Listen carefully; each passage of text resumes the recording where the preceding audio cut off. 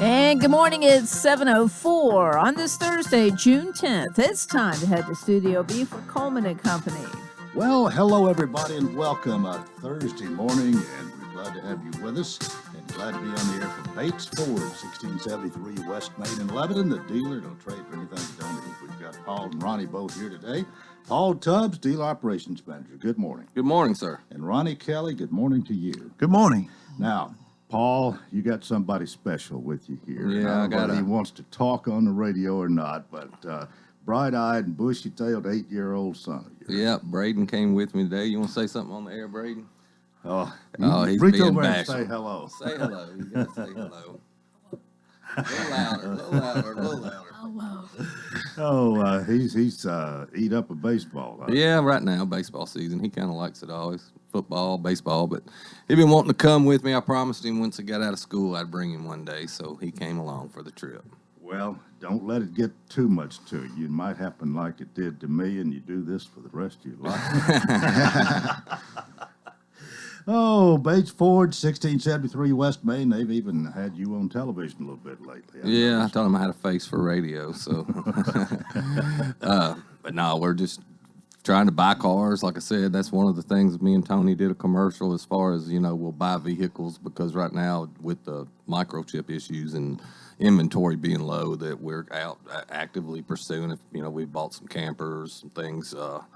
So, we're actively pursuing. If somebody's got a vehicle they want to turn into cash, bring it to Bates Ford or give us a call. We'll come to you and we'll actually give you a cash offer on the spot. And, right now I was in a meeting with Ford, I guess it was Monday, about the microchips. And they're saying within the next 60 months our inventory will get back hopefully to where it needs to be. Right now we're very much struggling on the new side, but we've got a great used car inventory and a lot of vehicles on that, so that's really kind of helped us.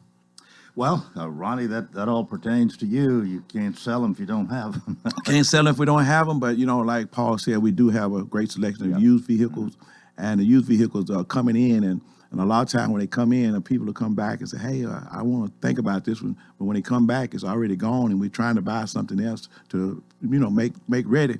And Paul came up yesterday. Some of the people that we ordered some vehicles for, they're doing a special order. So we can order some 22 for special people right now. But we don't know when they're going to get here, but that's a great opportunity. So they help us to reach out for some people that want some new vehicles. Yeah. But somebody's got one they need to get rid of. It's probably never a better time than right now. I mean, they've increased in value tremendously. Oh, yeah, the used car market is very, very good right now. And like I said, we're paying top dollar for trades, cars, anybody. We've bought a lot of vehicles from customers actually hearing, whether it be on the radio or on TV, where, we're actually giving cash offers to people on vehicles, and they just bring it by, and we'll do a little test drive and walk around and then, give you an offer on it and give you a check and you can be on your way. Yeah, if somebody's strapped for cash right now and got one they'd like to get rid of, I don't think you'd have a better time than right now. No, it's great. Ronnie, what else on your mind? Well, there's like the other day, we got some people for surrounding counties. If you have vehicles and like you were saying something about payments, if you got some payments or something, tired of paying them, if you just give us a call and come in and bring that vehicle in, and we'll try to purchase that vehicle. We have done that in a few. Got done a few last week, and I think Joey done one this week from out of town. So if you not just Wilson County, surrounding counties, you just come on in and we'll turn it into cash. And that service department's still going strong. In fact, you just stay busy every day, don't you? We stay covered up. That's Monday, or I guess it was Tuesday, I had a meeting at City Hall with, some people planning on the fall quarter and some of the people about, our new dealership we're looking at. And one of the things I think that surprised a lot of people is the size of the service department that we're planning on building. It's because of the situation that we're in right now on West Main, where we're just stay so packed and covered up, and it's a good problem to have, but unfortunately we just stay covered all the time. Well, cheapest oil change in town, and that's another reason you're staying covered up, I guess. Right. We still run our $24.95 oil change special, and like I always say, we don't just dump oil in it and send you on your way. We'll do a inspection, make sure we look the vehicle over, give you a report, measure your brakes, give you a battery, check all your hoses, and give you a multi-point inspection when you leave. Well, and tires and batteries, we want to keep people reminded of that because you've got great deals there. I don't know that you can be beat. No, the tires. I mean, it's Ford's got a deal that you can't beat. We meet or beat anybody's price on any tire, and then the batteries. I've always said, $134.95. You get a 3-year free replacement warranty, and also you get that 100-month prorated. So that's a pretty good deal there. Well, you're probably selling a lot of batteries, are you? We do. I mean, because we're our batteries are actually as good a price. If you go to the parts houses and stuff, generally you're paying $160, $175. We're selling them for $134.95, and our warranty's a lot better. So generally we do a lot of batteries, and we do a lot of tires too.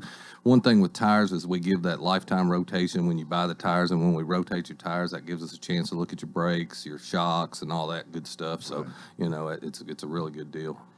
Well, Ronnie, you can have the last word this morning. I know you want to sell some cars today, all this week. Yeah, we want to sell some cars, and we're doing a great job this week. And even though it's raining, the liquid sunshine is out there, but we're still selling automobiles. So come on in to Bates Ford and meet one of our friendly sales staffs, and we'll take care of you. All right, Paul. Braden, are you going to say anything before we leave? Can you tell them what you said you was going to tell me at home? My dad, Paul Tubbs, at Bates Ford, where we trade for anything that I don't eat.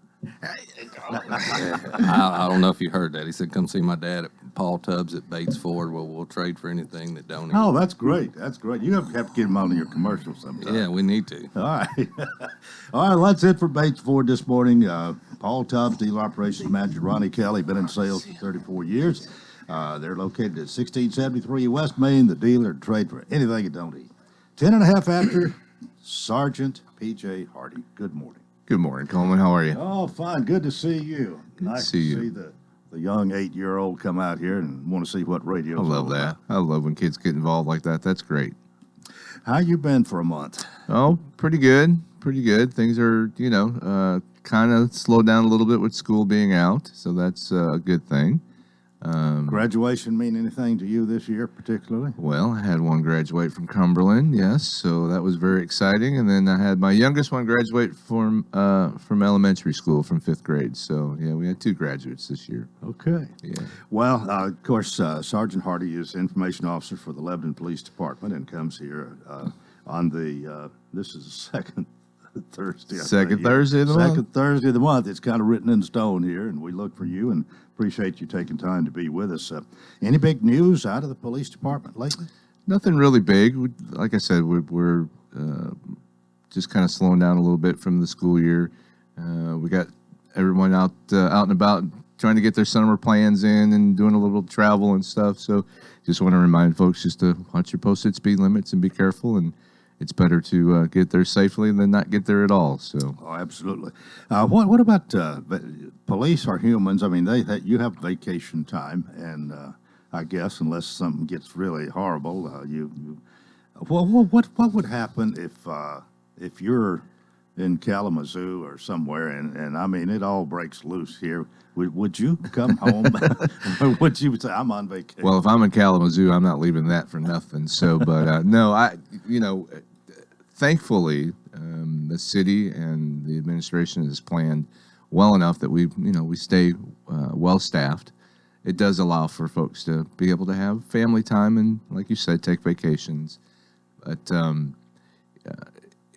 it's kind of what we sign up for. If things really go bad, we're expected to be here. So actually, there's a lot of our guys and gals are trying to get some time off before the big ramp up for the Wilson County Tennessee State Fair, because those particular days are blocked off the calendar. So there is no time off for vacationing during that time. Well, we certainly understand that, but what has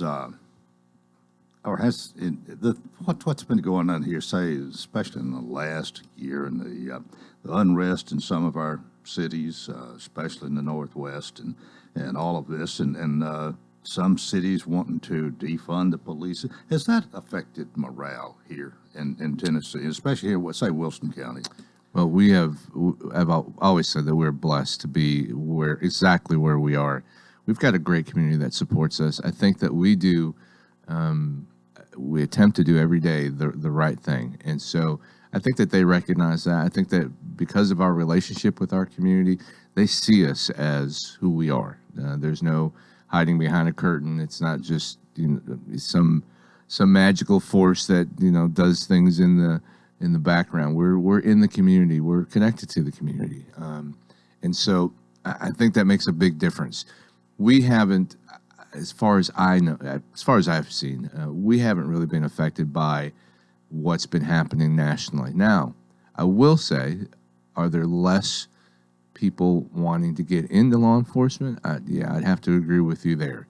There was a time where we would put out a notice for a position and we'd have a couple hundred applications. Those days are not here. But still, we've got good folks that still want to do the right thing, still want to join this noble cause, and and then we get officers from other departments, and it's just like anything else. For you, it worked out wonderfully. You landed in a spot and you stayed. For a lot of other folks, they kind of test the waters here and there and see what's available and what opportunities there are, and then they realize that maybe somewhere else might be a better fit. And we look for those folks as well. We actually currently have positions open. I'll go ahead and mention them. We have a dispatcher position open and a certified officer's position open. So by certified officer, that means that you are already a police officer. You've been through the academy. You may be working in another agency somewhere else. We tend to, from time to time, have those certified positions either in state, Tennessee State certified, or they can be out of state. And when it's available, there's a shortened course at the academy that they have to take if they are from out of state, just to get familiar with our state laws and get up to speed. But yeah, I would think that's about the only real true impact. But again, the negativity and that sort of thing really doesn't come to our door, because, like I said, we've got a great community and we try to do everything we can to let them know how we serve them and again, how blessed we are to be right where we're at. All right, Sergeant P.J. Hardy, more coming up here on Coleman and Company, FM 98.9. All right, let's go ahead and see what's happening on the roadway. 717 now. It's all brought to you by our friends at Bates Ford and the low price tire guarantee on all tires every day. Up to 30 days after the sale, there'll be any competitor's pricing on the tires they sell. 1673 West Main. Now at traffic, here's Chuck. Good morning. They're about to wrap up this situation here where this truck's been up against the wall. Well, it seems like about 3 or 4 hours now here on 65 northbound at Trinity Lane. Yes, it's heavy southbound coming past Trinity Lane. Still on the scene of a crash from earlier, 3400 block of Brick Church Pike. Steady flow of traffic making its way down I-40 right now eastbound, coming in from Dixon County up through Kingston Springs. Prince's Hot Chicken is now open inside the Assembly Food Hall near the National Museum of African American Music on Broadway. You can always order online at princeshotchicken.com. I'm Commander Chuck. You're on time traffic. Renewal happens here at Lebanon Center for Rehabilitation and Healing. Lebanon Center for Rehabilitation and Healing has experienced new leadership and a new atmosphere. Same location in the heart of Lebanon, 731 Castle Heights Court on the Castle Heights campus. Lebanon Center for Rehabilitation and Healing is providing 5-star clinical outcomes to short-term and long-term care residents. Call 615-444-4319 for a tour and to experience the new culture. Renewal happens here at Lebanon Center for Rehabilitation and Healing.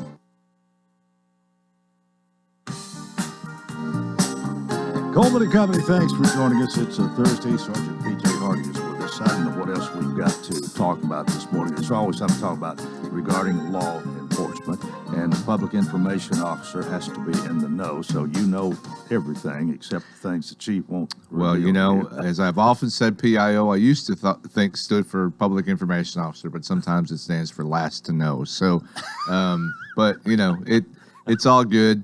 I do want to have, while we've got a moment, we had just a spectacular time last Saturday out at Fiddler's Grove. I didn't know whether you'd want to talk about that or not. You know what? Listen, I put my big pants on like everybody else every morning, even if the guys in the big red trucks did beat us. But we had the outhouse races as part of the Nettie Jacobs Heritage Celebration. What a fantastic event! What a wonderful time! First of all, I want to thank all those in Fiddler's Grove that put this together. When they first approached us, Wayne Scott probably at the top of the list. Wayne Scott, top of the list. Thank you so much. But when they first approached us with this, they sold it pretty good. They said, "Hey, well, watch this video. Here's one of Iowa State that does it." And this year's fair, every year there's a theme for the Wilson County Fair. This year's fair is Hometown Heroes, First Responders, and so we were thinking maybe you can help us kind of put out there this new event that we're doing. And we said, okay, well, what is it? It's outhouse races. And we kind of looked at each other like, okay, what is that? And so just imagine an outhouse built on wheels, and you have 4 people that push this outhouse on wheels a distance, halfway mark. And at the halfway mark, the person that's riding in the outhouse, we're calling the pilots, they jump out and they perform certain tasks, and then when they get done with the tasks, they get back in and they get pushed back to the finish line. So it was us, Mountain Juliet Police Department, Lebanon Fire Department, Mountain Juliet Fire Department, and WEMA. Unfortunately, the Sheriff's Department had some things come up and they couldn't participate. But we had just the absolute best time. The camaraderie among all of our agencies is awesome. The fighting women of WEMA came in their tutus and they were ready to rock and roll. So let me tell you, it was a lot of fun, and I think we had a pretty good crowd. I would say maybe a couple hundred people, and I think it really gave them an opportunity to see what the event's all about. So this event now is going to be offered as one of the things that you can sign up for at the Wilson County Fair. You build your own rig, build your own team, and you can win prizes and accolades. We had the Golden Toilet Seat Award, so that did go to, yes, the boys at Lebanon Fire Department. Congratulations to them. Chris Crowell can't wait. I'm Chris Dowell. Can't wait to get out here and talk. Yeah. Well, he can say all he wants, but he wasn't there to see his boys take the gold. So I'm just saying. But no, we had a ton of fun, and that was a great time. And so hopefully people will see that, and we've posted on our page, and we actually have. Thanks to Philip Lacey's the assistant PIO, he does a tremendous job of making sure everything gets captured really well. We actually had our dash cam, our body cameras mounted inside of the outhouse, so you can watch the pilot's reaction as they're being pushed down the runway and stuff. And it was just so much fun. So again, thank you for everybody that was involved, all the agencies that came out and joined us. I think we all had fun, and it was a great way to show the folks what's to come at the Wilson County Fair this year. Well, speaking of that, and you already said that time is blocked off, all hands on deck, as we say. What do you expect this year as opposed to the past? Anything really new or different? Our speculation is going to be this: we are going to have some pretty good numbers, more so because of what. Like you said, in light of what's been happening this last year, more and more people are getting out. On a personal note, I tried to look up cabin rentals at one of our state parks. Nothing, absolutely nothing, completely booked everywhere. So I think people are really trying to get back out, and just kind of recover from this whole last year. So I think our numbers are going to be pretty good. The state portion of it, the state fair portion of it, you're not going to see a lot of changes this year. Next year there'll be a couple new buildings built. The state is going to build a couple expo centers and that sort of, not full blown, but a couple buildings on site where they'll hold the state competitions. Right. So next year you might see a little bit of change, but I think this year it's going to be about the same. The numbers are going to be pretty strong only because people are wanting to get out. I don't know that we're going to be pulling some massive amount from, say, Nashville, from the previous state fair. Not this year, maybe next year. But so we're planning as business as usual for a good year, a big number year as usual, and so. Well, let me pick your brain a little bit here. We've been talking about the fact that the state's got involved, and of course, the state does appropriate some money, and we're talking about maybe trying to have a little bit better way to get in and out, especially to get in. As a police, y'all no doubt have studied this and looked at it and maybe had some ideas. I don't know how many of them might have been implemented, but what do you have some ideas to improve traffic flow? Well, you know, we kind of had to jump into that arena when we built our new facility right on the edge of the fairgrounds. So we looked at it ourselves as a matter of safety for our officers and the general public just to get in and out of that building. You know, the fair is such a tremendous event, but there are some limitations as far as the roadways are concerned. I don't know what the real true answer is, and unfortunately, we don't have a ton of input on that because we are on a state road. So the state kind of determines what they're going to do. So far, some of the things that they've done, they've widened it, not really widened it, but they've marked it where it's a little bit more. It's a little bit more maneuverable, but some of the people haven't gotten used to it yet, you know, because it goes from the 2-lane down into 1 right before our police department. For folks that are coming from Tennessee Boulevard coming to our department, and this is something I do want to put out there. So if you come off Park Avenue and you come up to Sparta Pike, there's the right-hand lane that merges into Sparta Pike. Right. If you're coming to the police department, do not take that merging right-hand lane. Pull forward straight where it comes to a T, and you'll see a blue police sign there. Where it comes to a T, then make the right. And the reason for that is if you take that right-handed curve that comes into Sparta Pike, once you come out of it, you're going to be like really close to where you need to make a left to come into the police department, right? So it's kind of dangerous because you got to dart over and it could cause problems.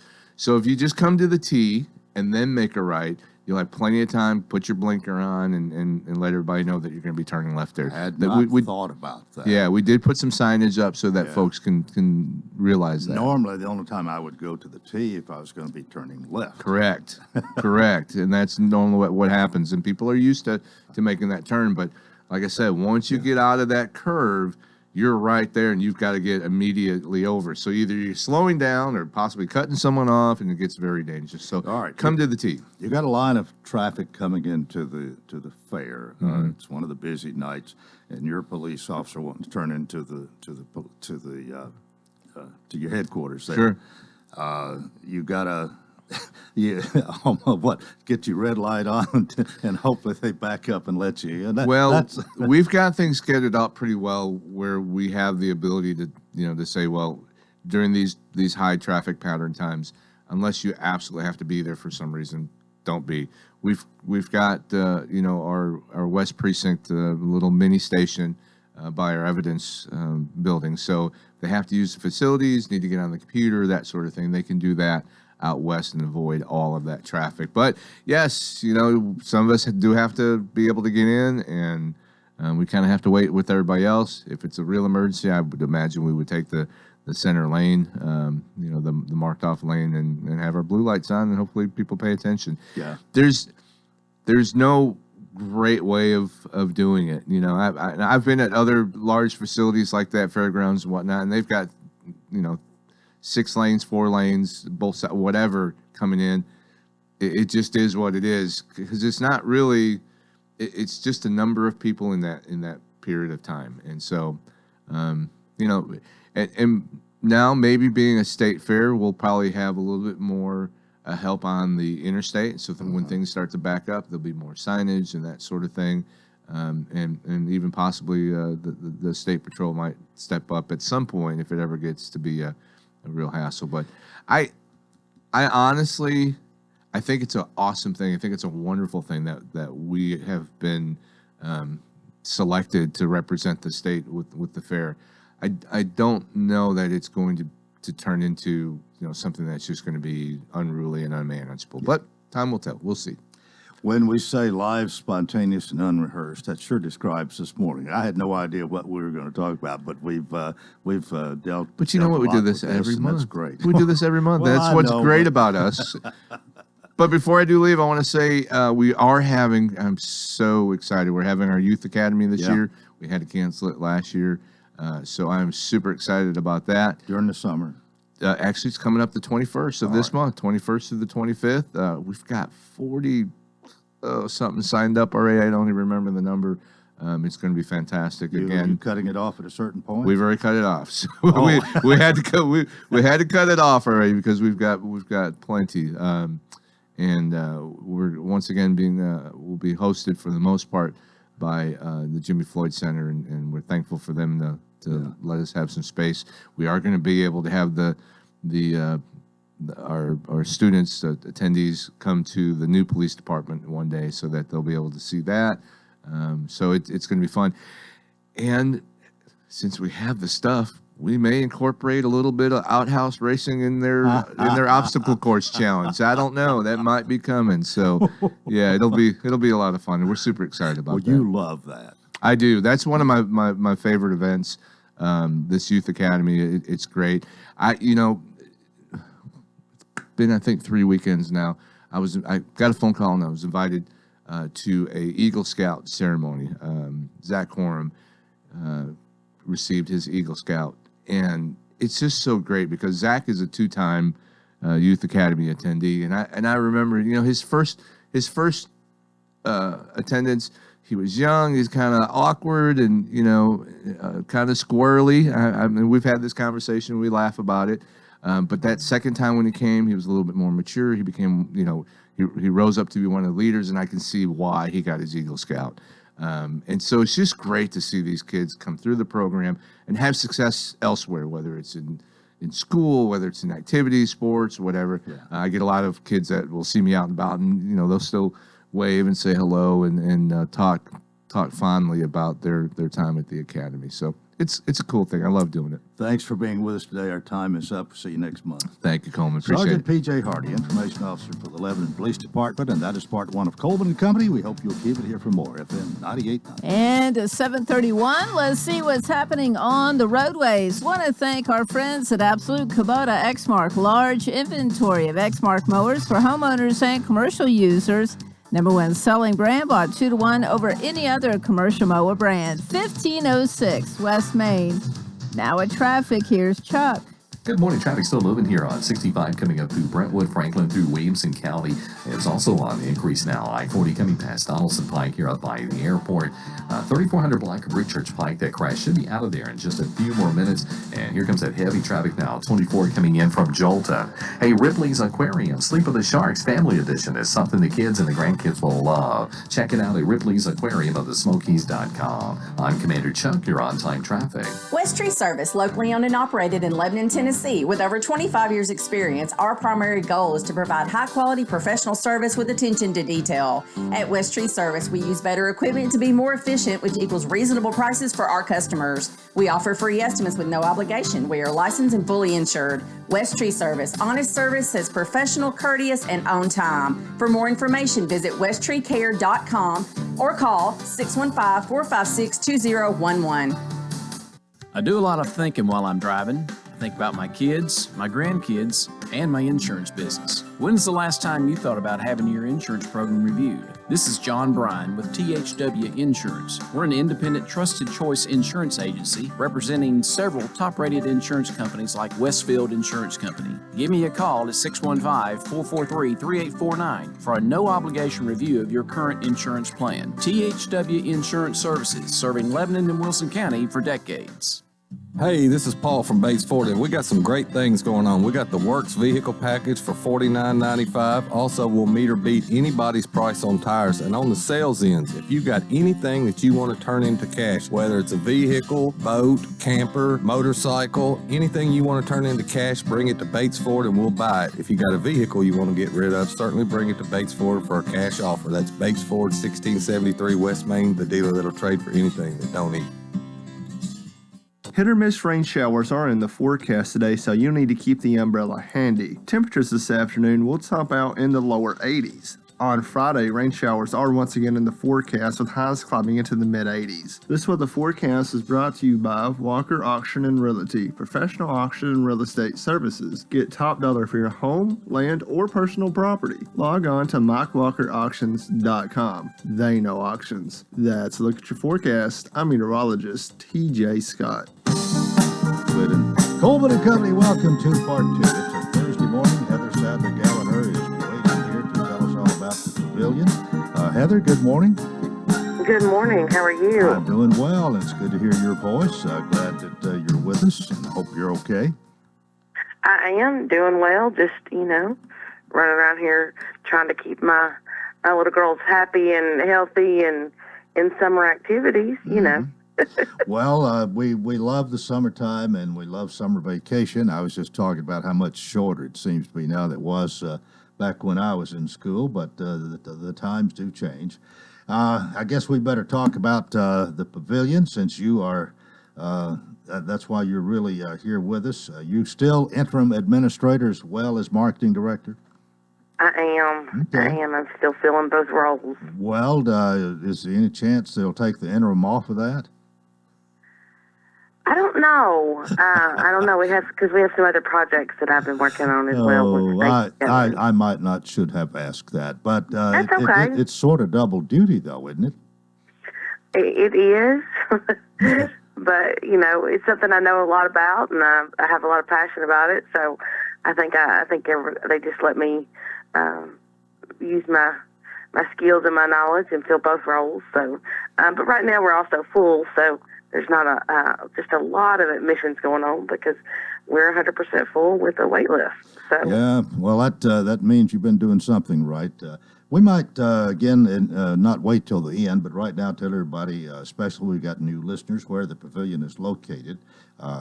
And it's right here in Lebanon, just north of Vanderbilt Wilson County Hospital, 1409 Medical Center Drive. And I've been saying this. Why don't you say it this week, exactly how to get there? Well, you're going to go like you're going to the emergency room, but instead of turning in the emergency room, keep going. We are the first road on the left, right behind that entrance to the hospital. On that road, you've got a 75% chance of finding us because 2 of the 3 buildings are the pavilion. We have our rehab building. We also have our assisted living and memory care building. So we direct people both ways if they're looking for somebody or something. So. Well, that's where you are, and it's a beautiful place, both inside and outside. And the fact that you're full probably attests to not only the nice facility, if we can call it that, the nice community that you've established is even better with all the people there, hopefully happy and being taken well care of. Well, yesterday we actually got to bring in some of our first volunteers, and we had the Ignite singers from Emmanuel came and sang for our residents at dinner last night, and it's the first time they've had a group be able to come in and sing and do anything since the whole pandemic started. So it felt really good to invite more people into our building last night. Right. Well, hopefully everybody is still trying to be careful and follow the rules, but the rules have been relaxed, and the fact that you can have something like this now just makes it so much better. It perks everybody's spirits up, I think. It did. Everybody was so happy last night to have something, just more people in, and so everybody was screened in just like we're supposed to, and it worked out pretty well. So we're pretty excited to be able to the rules to kind of relax for us. So well, as things are looking up for us, for our residents. Right now, you are full. So what do you tell people when they call? Do you have a waiting list? We have a waiting list, and you can be put on the waiting list depending on what your need is. If you need a studio or 1-bedroom, 2-bedroom, or memory care, we kind of have it out like that. And then if we think one's going to come open, we start at the top and work our way down, and whoever's ready can come talk to us a little bit more. And if they're not, then we kind of jump down. So just because you're on the waiting list doesn't mean you have to move in, but it does mean when there's availability, we give you the opportunity to come look at it and either pass on it or take it. Well, you have a wonderful website, and you still do a few selfies there, right? I do, just with you, and I need to come back and do a few more. And, of course, the telephone number 615-444-5556, and Heather's available to answer your questions, to direct you, or whatever. Anything else before we let you go this morning? I think that's all I got. We're All going right. to, move forward, and hopefully the rain stays away a little bit today so we can, my residents can enjoy the outside weather. All right. Well, we'll look forward to your visit next week, and have a good one. Talk to you soon. Bye-bye. All right. Heather Sadler Gallagher, who is the marketing director and interim administrator at the Pavilion Senior Living right here in Lebanon, 1409 Medical Center Drive. 21 before the hour, I've invited my friend Tom Brashear to come and be with us this morning. He did have the title of county planner, and you've told me, Tom, good morning. Good morning. How are You've you? told me 4 or 5 times how many you've been here since you had an addition or a change, but I can't remember. I didn't write it down. It's not that important. It's the Development Services Director is my title now. Say that again. Development Services Development Services Director. All right. Well, you are still in the basement of the courthouse? I am. Yeah. In the bomb shelter where all good planners should be. You haven't you may have enlarged your office and taken up some more space, but you're in the same basic location from the time. Well, No. we were on the west end of the basement Yeah. for a number of years, and about, I don't know, 10 or 15 years ago, we moved to the south end of the basement. Okay, So okay. we're taking up about the same amount of space. It just, But you've always been in the basement of the Yes. courthouse, and still are. Yes. And Georgia's been there ever since you have. yes, absolutely. I've got to brag on her. I think she's wonderful. Well, she is. She's a very wonderful person, and she definitely keeps my life straight, professionally speaking. So, Well, I called you earlier in the week, asked you to come today, and I didn't have any particular idea or anything that I wanted to talk about other than what's going on. But with the growth we're having, and with the different people wanting to do different things, and somebody kind of keep the codes in mind, which is, I guess, your job to say, well, you can do this and you can't do that. And sometimes we disagree. You have a way of working it out, and that really is a lot of what your job's all about, isn't it? well, that's at least one portion of it. And you're right, we are growing. Typically in my time here, a busy year would have been, in my opinion, anything that had over roughly 1,200 new housing starts per year. Just to give you an example, in 2019, in terms of residential housing starts, and this is countywide, not just in county jurisdiction. This is City of Lebanon, City of Mount Juliet, City of Watertown, and the county. We had roughly 1,208 housing starts. Last year, depending on how you look at it, was a phenomenal year, or extreme year, extraordinary year, however you want to say it. We had 3,130 housing starts during fiscal year 1920, and that's measured because we're on a fiscal year. I measure that from July 1st to June 30th of each year, and actually, I should back up. Those are to date in both of those years. By May of each year, we had 1,208 in 2019 fiscal year. We had 3,130 in 2020.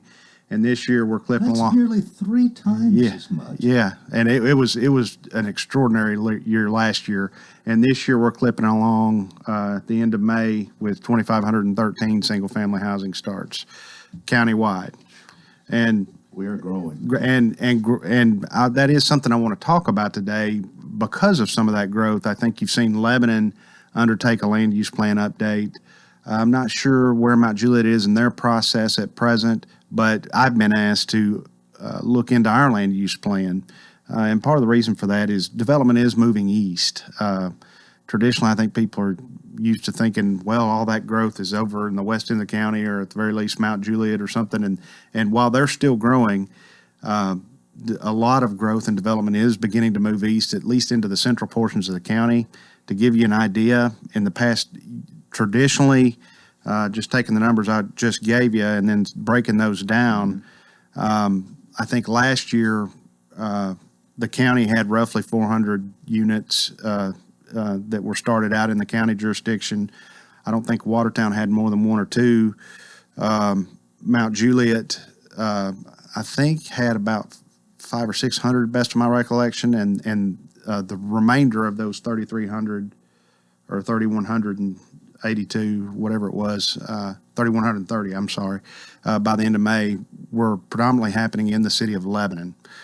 This year, Lebanon has had, according to our numbers anyways, 1,126 adequate facilities payments paid. And by the way, that's where I'm getting all these numbers is people coming in and paying the adequate facilities tax. That's a pretty good indicator that that's a housing start about to happen.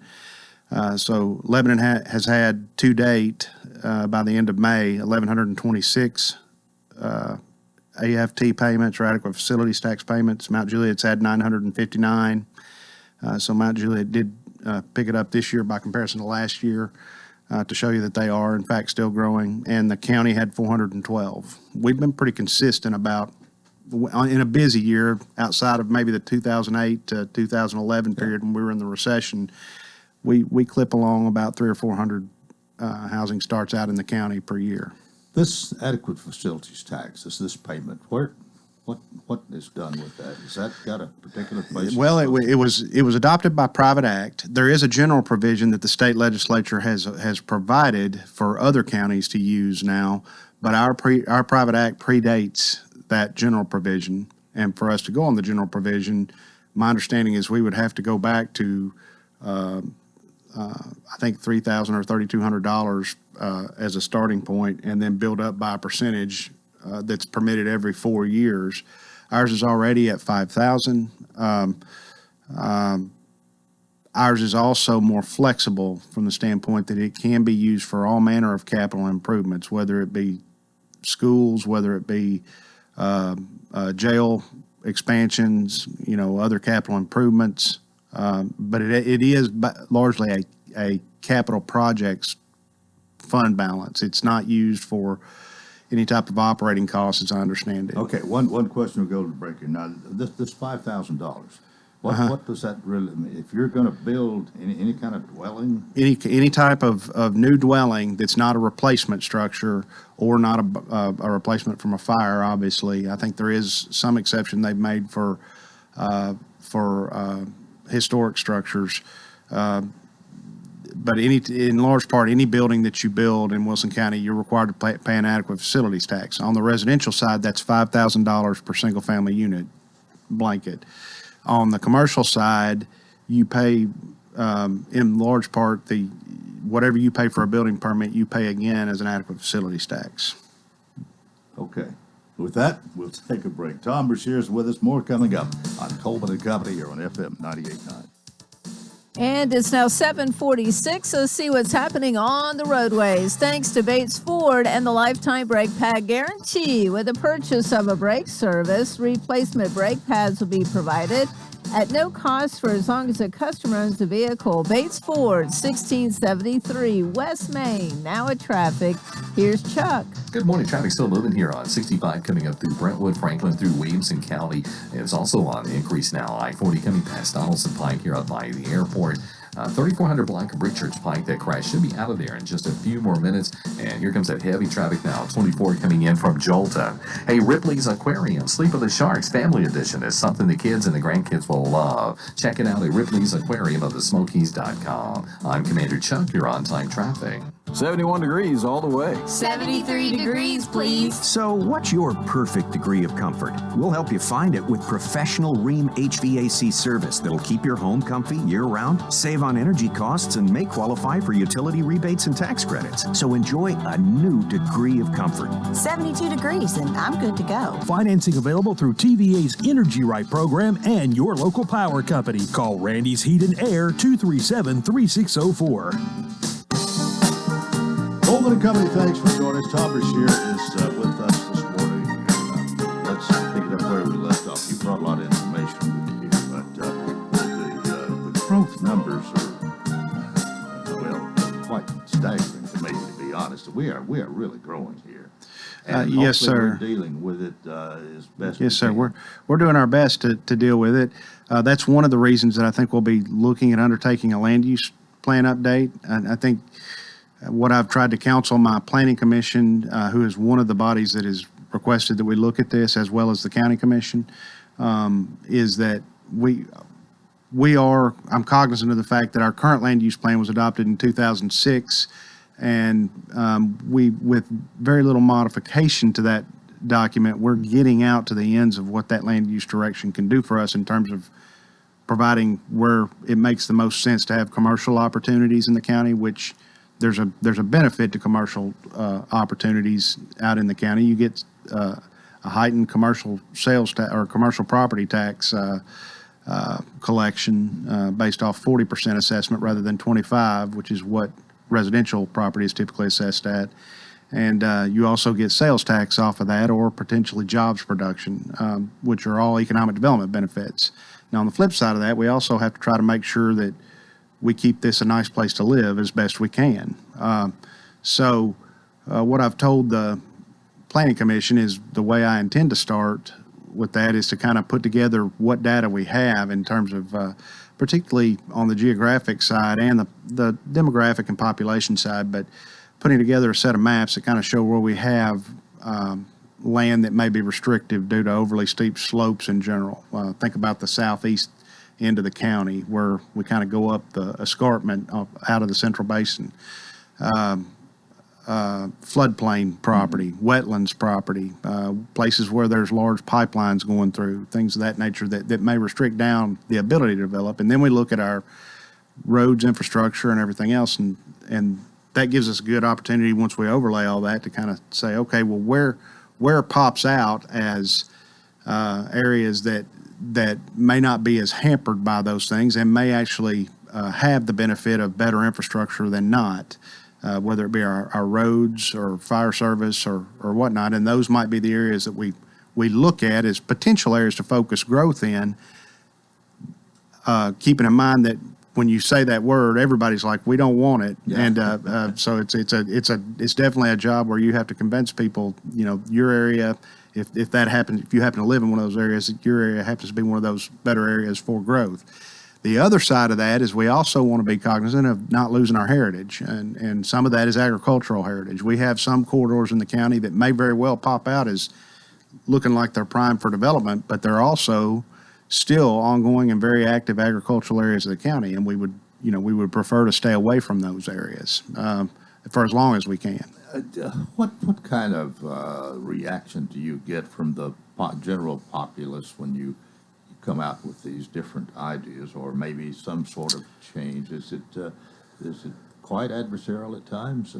Well, I don't necessarily I get some input from the public when we're in the planning process. Where I really get perhaps some adversarial viewpoints, I don't take them personally, but adversarial viewpoints is where people realize that a subdivision or a development or a rezoning may be proposed in their neck of the woods, and maybe they're used to looking out at a field full of hay bales, and they realize that's not going to be hay bales any longer. There's going to be additional people there, and by the way, those people are probably going to have kids that are going to go to the same school my kid does. And last time I checked my kindergartner's classroom, it looked overcrowded.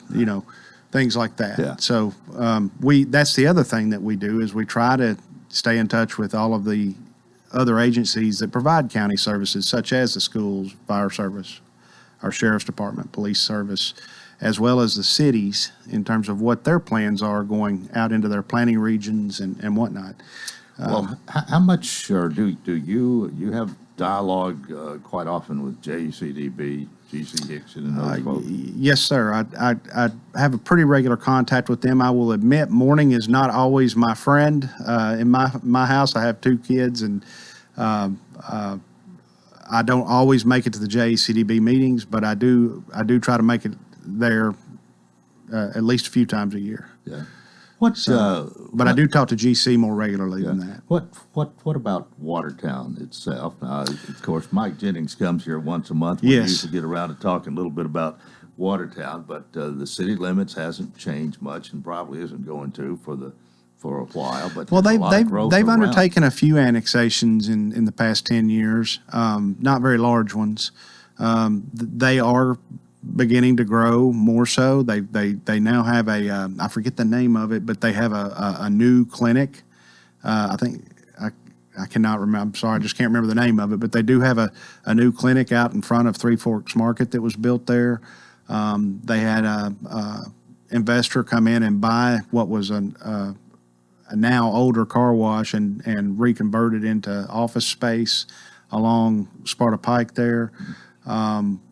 Their square continues to get new new businesses in there. There's a pretty nice hardware store down there. I know they've had a couple of candy shops come and go, and they've got a new drugstore, I believe, that also has quite a few, I'll say, Watertown-esque items for sale. Okay. And of course, they also have quite a few special events that keep them ticking. I understand they're having the Jazz Fest again this year, which I'm really excited about. What difference has the new Watertown High School made in that area? It is attracting people to the area because it is a very nice facility. It's one of the, as I understand it, it's one of the few facilities out in the county school system that may not be reaching capacity, but it is growing. Yeah. You know, so I do think it's an attraction to the area. Watertown has a few challenges. They've got some sewer improvements that they're undertaking that need to be completed for them to be able to fully take the brunt of growth that may be coming their way eventually. All right, let's switch to the other end of the county and talk about Mount Juliet for a moment here. You're not directly involved with the city of Mount Juliet or city of Lebanon or even city of Watertown. I don't. Well, I do represent Watertown. Okay. I try to provide them planning services, Right. and as a courtesy, I've been trying to help them with a little bit of zoning enforcement as time has went on. Okay, what's it look like in Mount? I mean, Mount Juliet is pretty densely, the Mount Juliet area, pretty densely populated now. All the west there. Is it going to continue to grow, or is it going to reach a plateau and slow down? I think it will continue to grow due to changes in housing product and things of that nature. I will say one thing that's out there that concerns me right now, that's hit, I think, all three cities. There's been some news articles about it, is some Wall Street-backed entities coming in and potentially buying up entire neighborhoods or potentially buying up houses one at a time and then putting them out for rental. I'm still kind of reading up on that and trying to make heads or tails of it, but my immediate concern is that it potentially could break the what I would call sort of the American dream cycle of you start in, you try to buy a starter home, you build equity, you maybe make some improvements, and then you sell the house for a little bit of profit and get to the next level in life and keep building up till you've got your forever home that you live in. With some of these entities coming in and buying up what would otherwise be the closest thing we have in Wilson County to starter home neighborhoods. From my perspective, I could see a scenario where rather than a $1,000 mortgage somebody is paying to live in that house, they're having to pay $1,500 in rent and not building any equity. And how do they ever, make that jump when they're having to pay more to live in a rental home than being able to continue forward? Yeah. So that is a concern that we probably need to look at pretty hard in our land use plan. I don't know that there's anything we can do about it in our land use plan or in our zoning. I think the article that was most recent in the paper had to do with one in the city of Lebanon, but we have had some scenarios like that in Wilson County and Mount Juliet as well. And unfortunately, I don't think that is going to change without some regulation from higher up the food chain, whether it be at the state or federal level. Well, it bothers me when I hear some of these stories about people almost being driven out, and they're going to have to pay more for rent wherever they move to, and they're kind of between a rock and a hard place. And I don't know how much government needs to be involved in there, but still, you can't help but feel for some of these people who haven't been able to get started with the starter home and make their way up as you described. Yes, and I want to be clear. I'm not opposed to someone wanting to be a landlord or purchasing several homes and renting them. I'm not opposed to that. My concern here is that if they are truly outside investors coming in and doing this, they have no connection really to the community, and B, any of their rental money is going elsewhere. Right. And then C, I guess, would be, probably should have been A, which was the first point I made, is that I'm concerned about the overall impact it has on people being able to obtain a starter home and enter into home ownership. Well, we're nearly out of time, Bill. What do you see that becoming a bigger problem as time goes on? I do. I do too. And I wonder. And in fact, Nashville has a version of that. They've got that going on, but Metro Nashville, I know, has a version of that going on, and we struggle with Airbnbs. But there are actually entities in the Nashville area that buy up apartments or whatever and turn them all into short-term rentals, much less somebody just renting it to have a place to go to school and live. Just having imagine having the entire complex bought up so that somebody could then turn around and rent them out on a 2-day basis. We're during the last minute. Anything else before we say so long this morning? We've been very busy. I hope I didn't scare people, and I hope it's not too negative. There are good things that come from growth. I don't think it's always necessarily bad. Hoping we get some new restaurants in the area. I understand Whataburger's coming, and I'm pretty excited about that. So thank you, Rick Bell, and the folks over at City of Lebanon for making that happen. Well, Tom, you're always good to come. Just about any time I ask, you make yourself available, and I appreciate that. And I know you have to make some controversial decisions from time to time, but you've been doing this for quite some time, and hopefully you're going to continue. Well, hope so. All right. That is it for Thursday. Tom Brashear with us this morning. We hope you'll join us tomorrow for Coleman & Company. And until then, I wish you a tremendous day.